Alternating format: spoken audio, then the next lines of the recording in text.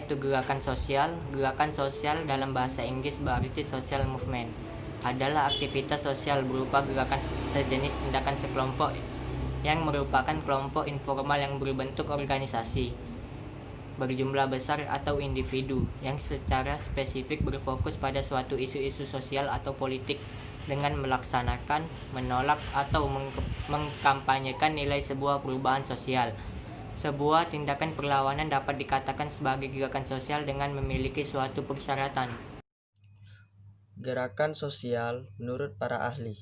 Menurut Charles Tilly, gerakan sosial adalah serangkaian aksi yang dilakukan secara terus-menerus atau berkelanjutan yang menunjukkan pertentangan dari masyarakat awam terhadap kelompok lainnya, serta dapat dijadikan sarana utama bagi masyarakat awam untuk turut serta pada kegiatan politik publik. Adapun menurut David F. Arbeloa, gerakan sosial itu merupakan usaha yang terorganisir oleh kelompok manusia dalam mengupayakan adanya perubahan dalam kehidupan masyarakat sehari-hari, yang di dalamnya tidak hanya mencakup individu-individu sekelompok manusia yang beraksi lewat kerumunan. Baiklah, saya akan menjelaskan karakteristik dari gerakan sosial. Nah, adanya karakteristik inilah yang membedakannya dengan gerakan lainnya. Jadi langsung saja, karakteristik yang pertama yaitu dilakukan secara kolektif bukan individu. Yang kedua terorganisir, maksudnya di sini proses berjalannya suatu gerakan sosial dilakukan sesuai dengan apa yang sudah ditentukan.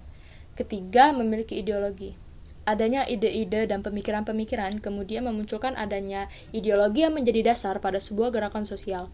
Yang keempat, dilakukan dalam waktu jangka panjang, secara terus-menerus dan berkelanjutan. Yang kelima, bersifat dinamis. Memang tujuan dari gerakan sosial itu melakukan pembaruan pada keadaan sosial politik yang dinilai stagnan. Jika tidak melakukan pembaruan tersebut, keadaan sosial politik dianggap kaku. Dan juga tujuan lain dari gerakan sosial yaitu melakukan pembaruan pada tatanan kehidupan sosial yang sesuai dengan harapan masyarakat. Lalu yang keenam, mengandung nilai-nilai sosial. Memang setiap gerakan sosial itu memiliki nilai-nilai sosial yang dianut oleh para anggotanya. Ketujuh, mewujudkan kepentingan bersama, bukan individu. Baiklah, selanjutnya saya akan menjelaskan bentuk-bentuk gerakan sosial secara umum menurut tipologi Arbeloa. Jadi langsung saja, yang pertama yaitu alternative movement. Adalah gerakan sosial untuk merubah satu perilaku atau tindakan tertentu oleh individu. Contohnya sosialisasi atau kampanye untuk tidak menggunakan narkotika. Kedua, redemptive movement adalah gerakan sosial yang cenderung menginginkan terjadinya perubahan secara keseluruhan oleh individu tersebut. Contohnya seperti gerakan keagamaan. Lalu yang ketiga, reformative movement adalah gerakan sosial yang diharapkan dapat mengubah pandangan masyarakat terhadap isu-isu tertentu yang bersifat negatif di perspektif masyarakat, seperti isu hak-hak homoseksual. Lalu yang keempat, transformative movement, yaitu gerakan sosial yang bersifat dan bertujuan untuk mengubah masyarakat secara keseluruhan. Contohnya pengubahan pola pikir masyarakat untuk menganut ideologi-ideologi tertentu. Selanjutnya mengenai fungsi dari gerakan sosial. Yang pertama, gerakan sosial memberikan sumbangsi terhadap pembentukan opini publik dengan diskusi-diskusi masalah sosial dan politik, sehingga suara dari masyarakat dapat disalurkan melalui gerakan sosial, yang dimaksudkan untuk memperbaiki suatu sistem atau tatanan yang diinginkan, sehingga perlunya suatu gerakan sosial. Yang kedua, fungsi dari gerakan sosial juga dapat memberikan pelatihan para pemimpin yang akan menjadi bagian dari elit politik. Contohnya saja dapat dilihat pada Bapak Fahri Hamzah yang dulunya adalah aktivis 98 yang sering melakukan gerakan sosial untuk mengkritisi dan menyuarakan suara rakyat, kini telah menjadi wakil ketua DPR. Ini membuktikan bahwa gerakan-gerakan sosial, gerakan-gerakan buruh sosialis, dan kemerdekaan nasional menghasilkan banyak pemimpin yang memimpin negaranya. Faktor-faktor yang mempengaruhi munculnya suatu gerakan sosial antara lain, yang pertama, keadaan suatu lembaga politik yang mulai mengalami keterbukaan dan dianggap tidak sesuai oleh masyarakat. Maksudnya di sini bahwa suatu peraturan atau kebijakan yang dibuat oleh pemerintah tidak sesuai oleh masyarakat, sehingga timbullah suatu gerakan sosial. Yang kedua, maraknya terjadi konflik antar elit politik, sehingga masyarakat pun harus turun tangan untuk meredakan masalah tersebut. Yang ketiga, tercerai-berainya suatu keseimbangan politik, namun belum adanya keseimbangan politik yang baru sehingga menimbulkan kekacauan. Terlihatnya keseimbangan politik menimbulkan kekacauan sehingga muncullah suatu gerakan sosial. Yang keempat, para pelaku perubahan atau anggota perubahan sosial digandeng oleh para elit politik dalam pemerintahan dengan tujuan untuk melakukan perubahan. Di sini bukan maksud ditunggangi oleh elit politik, melainkan pemerintah juga ikut bersama para pelaku perubahan untuk melakukan perubahan yang diinginkan secara bersama, sehingga muncullah suatu gerakan sosial itu sendiri. Partisipasi politik. Partisipasi politik adalah keterlibatan warga dalam segala tahapan kebijakan, mulai dari sejak pembuatan keputusan, termasuk peluang keikutsertaan dalam pelaksanaan keputusan, seperti memilih pemimpin negara. Bentuk-bentuk partisipasi politik. Menurut Samuel Huntington dan John Nelson, 1. Kegiatan pemilihan, 2. Lobby, 3. Kegiatan organisasi, 4. Contacting, 5. Tindakan kekerasan. Penyebab partisipasi politik menurut Myron Werner. 1. Modernisasi dalam segala bentuk kehidupan. 2. Perubahan-perubahan struktur kelas sosial. 3. Pengaruh kaum intelektual dan komunikasi masa modern. 4. Konflik antar kelompok pemimpinan dan politik. 5. Keterlibatan pemerintah yang meluas. Baiklah, saya akan melanjutkan materi mengenai piramida partisipasi politik. Itu ada 3. Yang pertama itu ada aktivis, biasanya di dalamnya ada pejabat-pejabat, pemimpin parpol, kemudian ASN. Kedua itu ada pengamat politik yang biasanya petugas kampanye, kemudian ada anggota aktif parpol dan ASN dengan kegiatan-kegiatan sosialnya. Kemudian ada partisipan. Partisipan ini adalah orang-orang yang memiliki kepentingan atau orang-orang yang berbicara mengenai politik dan mengikuti perkembangan politik di berbagai media dan mengikuti pemilihan umum. Ada 4 tipe partisipasi. Yang pertama itu ada partisipasi aktif, yaitu memiliki kesadaran politik dan memiliki kepercayaan kepada pemerintah. Kedua itu ada partisipasi pasif tertekan, memiliki kesadaran politik tetapi tidak mempercayai pemerintah. Yang ketiga itu ada partisipasi militer radikal, yaitu memiliki kesadaran politik yang tinggi tetapi tidak mempercayai sama sekali dengan pemerintah. Kemudian ada partisipasi pasif. Ini tidak memiliki kesadaran politik tetapi sangat mempercayai pemerintah. Sekian dari saya, terima kasih.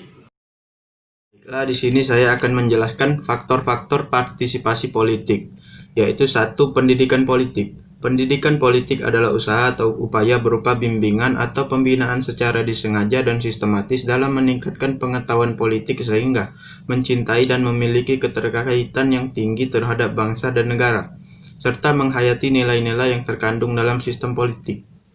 Yang kedua, kesadaran politik. Kesadaran politik adalah tingkat kesadaran batin seseorang untuk ikut terjun memikirkan dan berkontribusi terhadap aktivitas politik di negara individu itu tinggal. Yang ketiga, budaya politik. Budaya politik merupakan perwujudan nilai-nilai politik yang dianut oleh sekelompok masyarakat, bangsa, dan negara yang diyakini sebagai pedoman dalam kegiatan-kegiatan politik kenegaraan. Yang keempat, sosialisasi politik. Sosialisasi politik adalah proses memperkenalkan aspek-aspek politik terhadap seseorang agar yang bersangkutan memiliki ketertarikan atau kesadaran politik. Selanjutnya saya akan menjelaskan tentang manfaat partisipasi politik, yaitu manfaat partisipasi politik yang pertama adalah sebagai sarana untuk mengejar kebutuhan ekonomi. Yang kedua, sebagai sarana untuk memuaskan sesuatu kebutuhan bagi penyesuaian sosial. Yang ketiga, sebagai sarana mengejar nilai-nilai khusus. Yang keempat, sebagai sarana untuk memenuhi kebutuhan alam bawah sadar dan kebutuhan psikologis tertentu. Terima kasih. Saya akan menjelaskan tentang pengertian dari masyarakat sosial. Masyarakat merupakan sekelompok orang yang hidup bersama di suatu daerah dan membentuk sistem yang setengah terbuka dan setengah tertutup, dan di mana interaksi antara individu dan sekelompok berlangsung. Secara etimologis, dalam sebuah kata masyarakat berasal dari bahasa Arab yang berarti musyarak, yaitu hubungan interaksi.